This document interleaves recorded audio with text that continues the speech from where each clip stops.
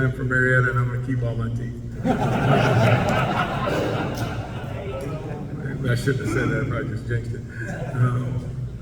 Yeah, I'm Jess Simpson. I'm the luckiest guy in the world. I've been so blessed. This game, to me, has been really, really special in my life. And I kind of, my dad told me when I was young, and as I got older, he said, "You're the luckiest kid alive." He said, "You had a horseshoe stuck up your butt your whole life." And at every turn, that's literally been the case for me. And football's been a huge, huge part of that. The teammates, the coaches, the friends, the people I played for, the people I've worked with, just been unbelievable ride, unbelievable journey.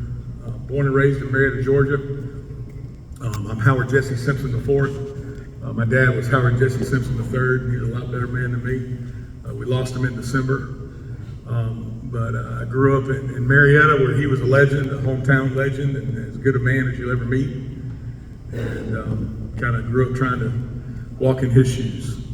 And loved all kind of ball, all kind of sports.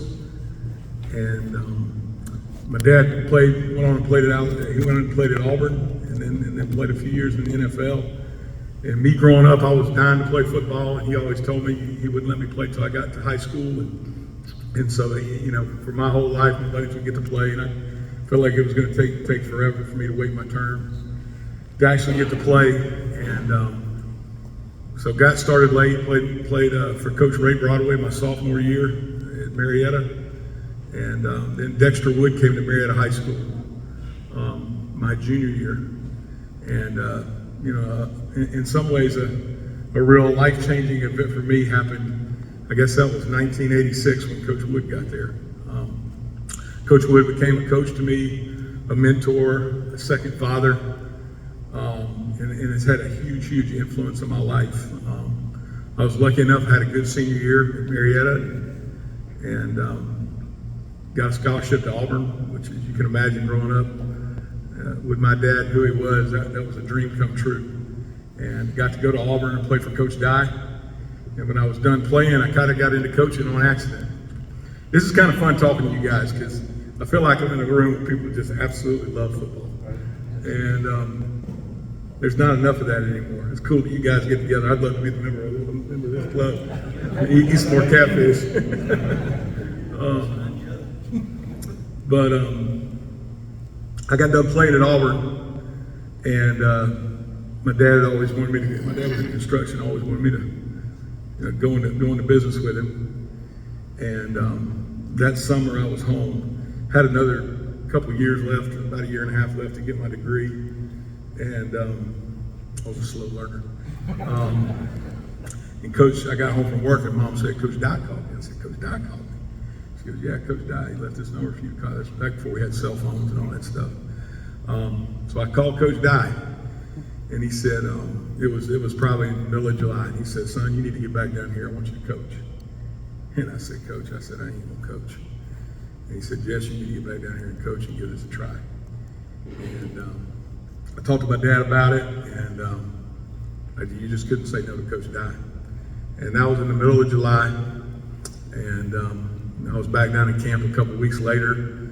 I was running the scout team, helping Coach Dye play tight end at Auburn a few pounds ago. And within probably 2 to 3 weeks, I knew 100% that I was going to be a football coach, and just absolutely fell in love with it. And 1992 was Coach Dye's last year coaching. And I'll never forget, when we'd have staff meetings, I'd sit on the floor in the staff room, and I was just a lowly student assistant. And he started talking about game day duties, and talking about who was going to be in the box, who was doing this, who was doing that. And Coach Dye, he said, "Well, I know one thing." He said, "Jess is going to wear my headset." And this is back in the days when the headsets were the wired headsets. And I had no idea what I was getting into. But Coach Dye didn't wear a headset on game days, so I got his headset, and I've got this cord, and I'm dragging it up and down the sideline, chasing after him. He's hollering and cussing at me, wanting to know what the coordinators were saying. I was not one to ask the coordinators why they called that play. And he'd look at me and say, ask him, and I'd ask him, and it was you talk about an experience, like being thrown right into the middle of it. And but Coach Dye was special, and that year was special for me. You know, Trish and I were about to get married. We got married young, and watching him go through that last year at Auburn, you know, and then, you know, I was thinking about, like, I always say this, like, if you've lived a football life, like my favorite show on TV is the ESPN 30 for 30s of football life. And I love watching that, because as somebody who's been around ball your whole life, you can kind of resonate with players telling stories about teammates and coaches and their high school experience, or a coach that they had that changed their life, or a crossroads that they came to, and how they were affected. And I always say this, I think we all have that story. We all have that, and we're not all going to have an ESPN 30 for 30 made about us, but we all have that story of what football has done for us, and what men have done for us in this game, and what teammates have done for us, and coaches have done for us. And when I think about the men that have done so much for me, you know, Coach Dye was one of those people. I mean, you learn work and you learn toughness. But man, I watched him through some hard stuff, and I learned loyalty, and what it's like to be a man, and how you treat people. And no matter how it goes for you, how you're going to treat people. And that's not how it is a lot these days. People don't treat people that way. But I watched how he treated a bunch of assistant coaches, and what he was willing to give up in the middle of a mess. And it had a huge impact on me. The next year, Terry Bowden came to Auburn and got to spend a year on that staff. Got to work with Rick Trickett, one of the best teachers and coaches I've ever been around, offensive line coach. Was at Florida State and A&M forever. And Stacy Searles over at Georgia is one of my best friends. We worked together, and Charles Kelly. We were in the back room together for a couple of years, and Jimbo Fisher. I was just around as a young coach. I was around some really good teachers, coaches, and men. And then when the year ended, Trish and I were kind of at the crossroads trying to decide, you know, where we're going to go and what we're going to do. And I love college football, and I had some dreams and aspirations, and had a couple opportunities to go somewhere as a GA. And Coach Wood called me. He was back home at Marietta. He said, I don't know what you're thinking about. He said, but if you consider it, I'd love for you to come home and coach football here at Marietta. And so went home, and Trish and I prayed about it. We decided that's what we needed to do. So we went home and had an unbelievable year in 1994 at Marietta High School. We started 5 sophomores, went 12-2, lost in the semifinals, and I had the time of my life. I didn't have a care in the world. I thought this was easy and fun. Didn't have any stress and any pressure. And thought, man, I'm gonna stay here. Saw my dad, played golf with my dad every other Saturday, and just was living the life. We were about to have our first son, Luke. I got 4 kids. Luke, Cooper, and Jake are my 3 boys. And my baby girl, Emma's 22 years old. But at the end of that year, I'll never forget Coach Wood coming in the office in January or February and saying, it's time for me to make a family change and a family decision and a family career move. What are you talking about? And he said, I'm going to go to Buford, and you need to go to Buford with me. And I was like, I was born and raised and married to Georgia. I'd never heard of Buford. And honest to God, I'd never heard of Buford. And so I thought I was 24 years old, 25 years old. I thought I should be the head coach at Marietta. And I said, well, Coach, I'll let you know how this interview goes here at Marietta. I think they're going to make me the head coach here. And but they didn't. They gave Coach James Friday Richard the head job, which they should have done. Coach Friday was actually in my wedding. Another man who just unbelievable man. The impact and influence he had on my life and on my teammates' lives. But he became the head coach, and we decided that, you know what, I want to learn how to be a head coach, and I'm going to go to Buford with Dexter Wood. So we packed up, and I'll never forget, about 3-4 months later, it's the middle of May, and I'm leaving Marietta High School at 1:30 to drive to Buford, Georgia, which I don't even know where that is. And there is no MapQuest, and me and Trish got married because I needed somebody to help me get places because I can't find my way anywhere. And Trish wasn't with me. But I get to Buford for our first practice in the spring of 1995, and there's 14 players that walk up the hill with us. And I remember looking at Dexter, and I said, Coach, and I was young, I was probably too brash and arrogant. I said, well, what are we doing? And he said, shut up and coach. And I said, yes, sir. And he said, you can't see it now, but we're going to build something special. And he was right. And I needed to shut up and coach and go to work. And 4 or 5 years later, in 2000, we played for our first state championship game and lost to Commerce. Steve Savage, we talk about a guy who coaches on the grass now. And we lost our first state championship in 2000, 5 years later, and I thought the world had come to an end. And I couldn't imagine ever getting to another state championship game. And a year later, over in Bowden, Georgia, we won our first state championship. And, Buford was unbelievable. My boys grew up in the field house. I got to hire my best friends in the world, and those men helped me raise my family. And it was literally just a dream. And all the success we had really wasn't ever about me. It was about the people and about the community and about the support. And it was a unique place because you could if you had a vision for something, you could make it look like, sound like, be like anything you wanted. And you can't do that in every town. And that town was kind of built that way. But Dexter Will was a guy with a vision. And he was a guy that sold the vision to a community. And he was a guy that got people to buy in. And I was just lucky enough to be along for the ride. Got to have my time there as a head coach. And my last few years, I think I'm just telling you guys football stories. I had another talk prepared, but I'm like, you know what? They probably like to hear about football stories. So my last few years, from about 2013 to 2016, I had a real itch to do something different. And I didn't know what that was. And got offered a few jobs over those few years. And Tricia was the one with a good head on her shoulders. And she said, baby, I promise you, if you will coach the boys, I'll go anywhere and do anything you want to do. And she was right. It's what we needed to do. I'll never forget my middle son, Cooper. He played at West Point. He's about to get out of the Army next year. We went to a certain college, and we went and visited a high school where he'd be going to school. We got done at the end of the day. He was probably 15 years old at the time, and he looked at me and he shook his head. He said, Daddy, are you really not going to coach me? And I said, well, enough said, let's get in the car and go home. And so we stayed in Buford. And when my youngest son, Jake, got done playing in 2016, lost the state championship game. My last 2 years at Buford, Cooper and Jake were seniors back to back. We lost at both those games. So tough memories, and hard one to forget. But man, wouldn't trade those for anything in the world. But after Jake's last game on Friday night, when you know, you know. I knew, and on Monday morning, I called our superintendent, resigned, and had no job and no idea what was going to happen. And but I knew, and it was gut-wrenching, but I knew. And 4 days later, Sean Elliott called me.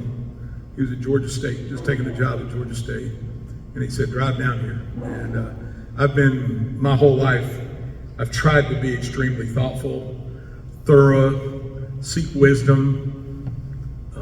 I wrote down, I met with Sean Elliott in the Georgia State weight room. We sat on a weight room bench. We talked for 15 minutes. He said, "You need to take this job." I got back in the car and I called Trish and said, "We're taking this job." And it was probably the quickest decision I've ever made in my life. So we started at Georgia State in December of 2016. And then all the craziness kind of happened in our lives. 2 months later, recruiting just ended in February.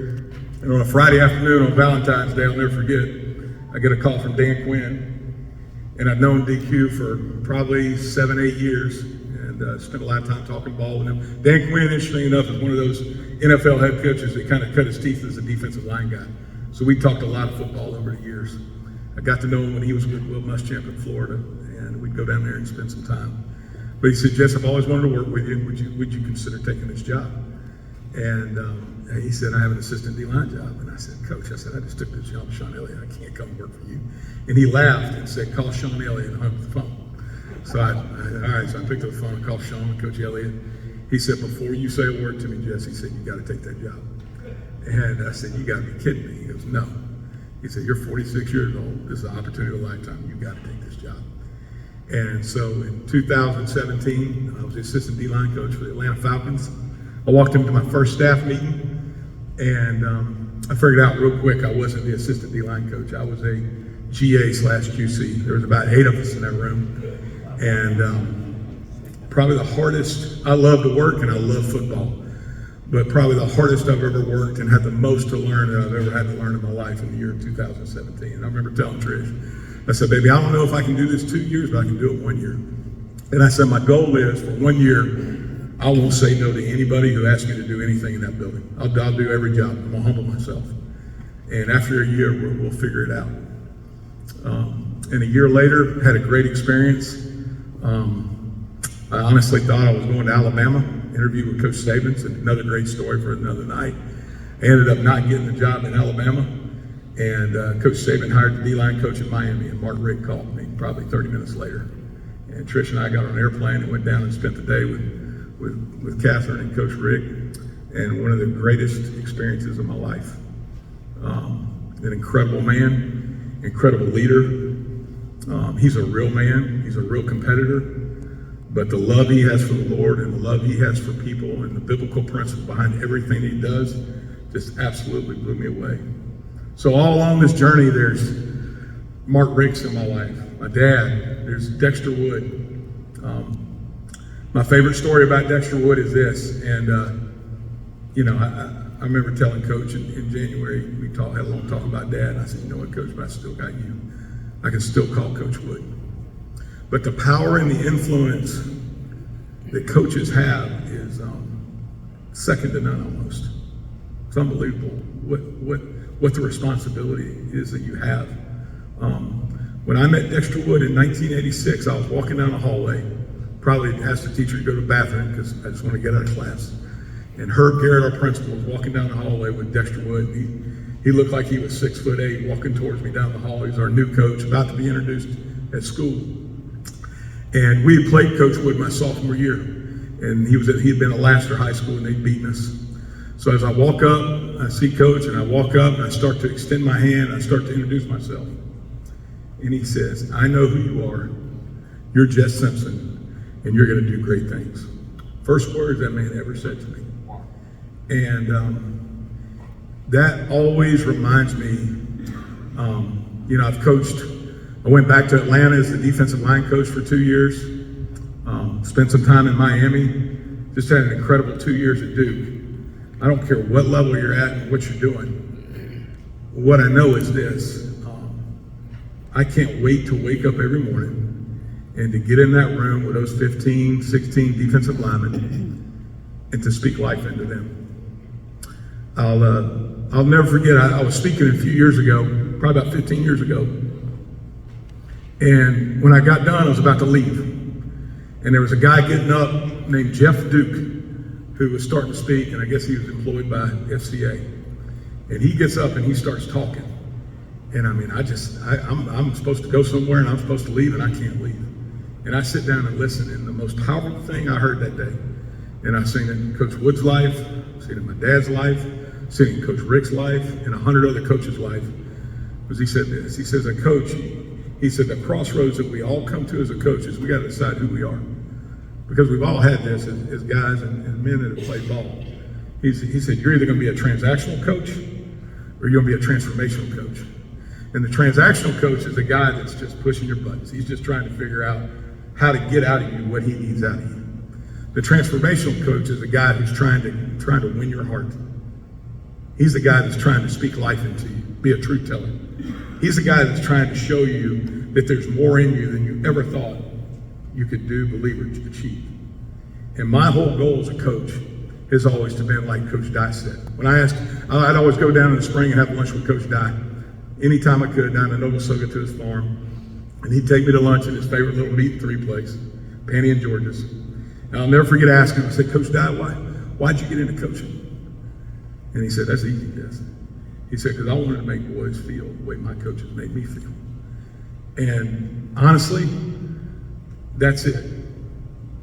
I tell my guys all the time, seeing who you are and what you can be and what you're going to become, that's the deal in this whole deal. And along the way, we're going to develop you. Along the way, we're going to win games. Along the way, you're going to become a man. And guess what? We're going to use the tool and the vehicle of football for that to be a part and to be a part of the small journey that you get to have. And that small journey really becomes a big journey. So to close, in December, my dad got sick, and Coach Elko took the A&M job, and I just didn't know. I didn't have a peace about what to do. I was restless, and Coach Key called me about coming to Georgia Tech. And anytime you take a job, college is so much faster than high school, man. When I'd hire a coach at Buford, I'd take 2 months. I'd interview 100 people, and because I want to know who's going to be coaching my son. At this level, man, they hire guys in 12 hours, and I'm like, golly, how do you do this so fast? And my dad was sick, and Coach Key and I started talking about this job. So right around Christmas, and I just knew. And the more I listened, and the more I researched, the more I prayed about it, I knew. For personal and professional reasons, like this is where I'm supposed to be right now. Because in some ways, for the last, for 22 years, I was, everything was set. I was a high school coach. I feel like the last 8 or 9 years, I felt like a ping pong ball. And we've been going back and forth, but I'm gonna tell you what, it's been fun. And the journey's been incredible. But coming to Georgia Tech, the vision Coach Key has for this place is unreal.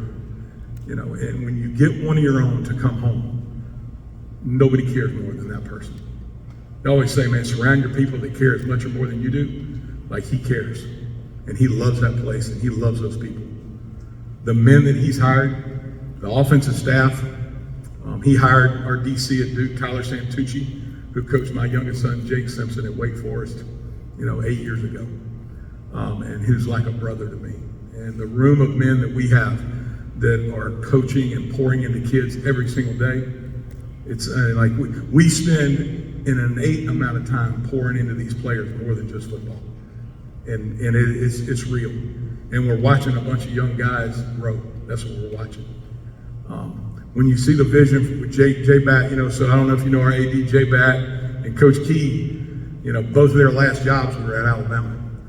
And the vision at Georgia Tech is to make this what it has been before, period. The NIL is so competitive, period. We're in the middle of building a $180 million football facility that is going to be as nice as what anybody has in the country. Like, we're not going to play second to anything or anybody. We're going to try to do it exactly right.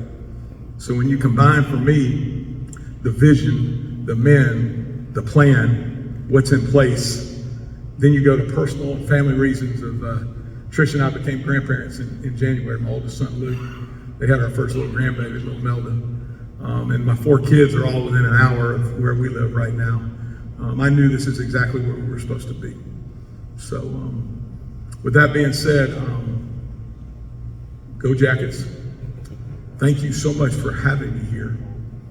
And thank you for how much you love kids, how much you love ball, and how you're about the right things, because the right things will always be the same right things.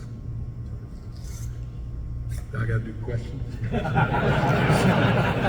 if you give me a hard question, I ain't answering. How about that? Our D-line? We're getting better.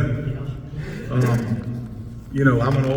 an old line coach. I'm gonna coach high school football again one day. I won't quit coaching. I'm gonna die in the grass.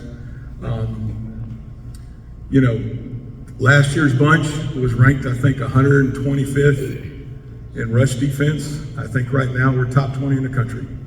We've improved a ton, and we're nowhere near where we need to be. We're not rushing the passer good enough.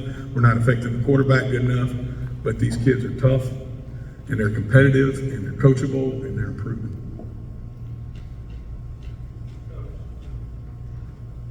In 1981, we met downtown at the old YMCA back then, and guest speaker that was Pat Dye. And of course, Marshall Walker was our player of the year in 1981. And everybody was anticipating Marshall coming through those doors. Yeah. Door opened up, here comes this kid, about the same size and height as Marshall Walker. He couldn't even button the first 3 buttons of his shirt. His style right there. And his name was Harold Hall, and he was defensive Yeah, I remember the name. And at that point, nobody had offered him a scholarship to Little Mississippi College where Jerry Rice went to school at. Yep. Well, Pat Dye signed him on the pen after that meeting. He played defense in 4 years with Pat Dye. That's special. That's the thing about Coach Dye. Coach Dye was one of those people that he could look in your eyes and he was looking right through you. And he could walk up to you, and if you didn't know him, in 30 seconds, you feel like he knew everything about you. But he could speak into your soul. I mean, he literally had this gift of connecting with people, all kind of people, every shape and size, from anywhere in the world, he could connect with people, and he could find out what you really had down deep inside of you. That was his gift. Coach, it sounds like he rubbed off on you quite a bit. That's one of the most inspirational talks we've had in quite some time. Thanks so much. Appreciate you saying that. Play Georgia later this year. I hope y'all play well. That's gonna be fun, man. I'm looking forward to it. I hadn't been in that stadium since I was probably a sophomore in college. It's been a long time. Coach, talk a little bit about your trip to Dublin, how much that got you. Are you still feeling the effects of that victory carried over? You know, it's interesting. Asked about the Dublin game. Every coach I talked to this year, leading up to going over there, they're like, Jess, I'm just going to tell you, it's a great experience, but the effect that it'll have on your football team the week and the 2 weeks after is a real thing. I mean, coaches. I had a guy at Notre Dame call me, another coach from another school, like he said, I'm just telling you. But the experience was great. You know, obviously, we as a football team spent our time preparing for a football game. I think our fans loved it. But the experience of us going down there, me personally, I played Florida State 3 times in the last 8 years, and I was 1-2, and the last 2 were heartbreak losses, so I felt like I owed them one. So it was a great win. It was a great way to start the year. Obviously, you can imagine a great confidence booster for our kids. But I think it was a great experience and something those kids, I know I'll never forget it. It's a unique place, and the stadium and the fans, they love sports, and it was pretty cool. When you were at Auburn, was Neil Callaway a city guest there? Sure were. Neil signed me out of Marietta. Okay, I didn't know if you said that. This is just a little nugget for you. They love for making it when high school. Yeah. Yeah, and Steve and Coach Callaway were both coaches while I was there. And great men. I owe a lot to Neil Callaway. Coach, the academic standards at Georgia Tech, does that hold you back at all from signing players? You know what? What's the question? Do the academic standards at Georgia Tech hold you back at Georgia Tech? I'd say absolutely not. When I got to Duke 2 years ago, one of the things I really respected about Coach Elko when we first got there, he said, we are not going to apologize for the academic standards we have. And there's good players everywhere. There's good players that got no grades, and there's good players that got great grades, and there's good players that got average grades. Recruiting is about finding a fit. And I think honestly, being at Duke, I've told a lot of people this the last few years, it reminded me, when we got to Duke a couple of years ago, we took over a bunch of good kids with a losing mindset. I don't know, they'd won 2 games in 2 years. And 2 years later, they'd won 9 games in 8 games. And it reminded me that you can take the right kind of kid, change their mindset, and you can play winning football. But when you recruit kids that have grades, and grades are important to them or their parents, and guess what? There's probably a lot of other things in their life that are important to them too. And they're probably not going to give up and quit as easily as another kid would. And there's probably some character there and a work ethic there that you really, really like. So no, it's not a hindrance at all at Georgia Tech. But Georgia Tech ain't easy. And kids, these boys have to work now.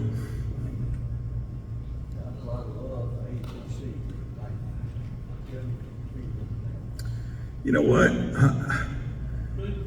Yeah, he said not a lot of love for the ACC right now.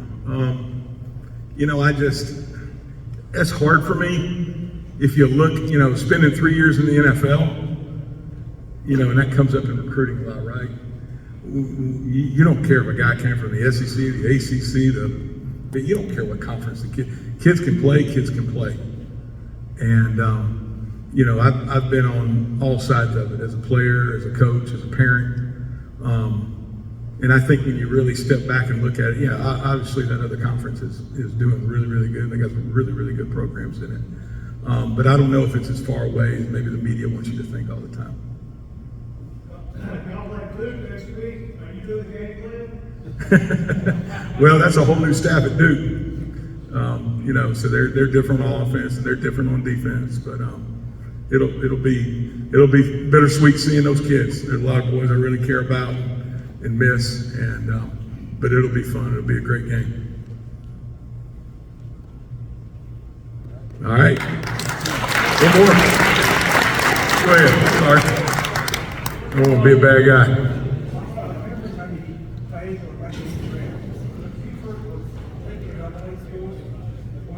Single A.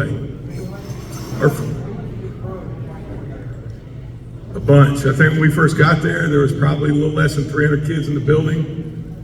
And now there's probably close to, 1,800, 2,000 kids in the building, somewhere around there is what I guess. It's grown a lot. Thank you guys.